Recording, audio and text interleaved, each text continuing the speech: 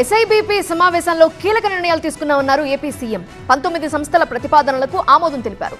రాష్ట్రంలో పెట్టుబడులపై అధికారులకు పలు ఆదేశాలు జారీ చేశారు. వెనుకబడిన ప్రాంతాల్లో పెట్టుబడులు పెట్టే పరిశ్రమలు, ప్రాజెక్టులకి అదనపు ప్రోత్సాహకాలు ఇస్తామన్నారు ముఖ్యమంత్రి చంద్రబాబు. పరిశ్రమల ఏర్పాటుతో అభివృద్ధి, ఉపాధితో పాటు సంపద సృష్టి జరుగుతోందని చెప్పారు సీఎం.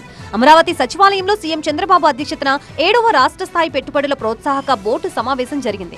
ఈ సమావేశంలో మొత్తం 19 ప్రాజెక్టులకి సంబంధించి 28,546 కోట్లు విలువైన ప్రాజెక్టులకి ఎస్ఐపిబి ఆమోదం తెలిపింది. ఈ పెట్టుబడుల ద్వారా 30,270 మందికి ఉద్యోగ, ఉపాధి అవకాశాలు వస్తాయని అభిప్రాయపడింది. ఇప్పటివరకు జరిగిన 25 ఎస్ఐపిబి సమావేశాల్లో 5,34,684 కోట్ల పెట్టుబడులకి ఆమోదం లభించిందని స్వయంగా సీఎం తెలిపారు. తద్వారా 4,73,969 మందికి ఉద్యోగ అవకాశాలు వస్తాయని తెలిపారు ముఖ్యమంత్రి.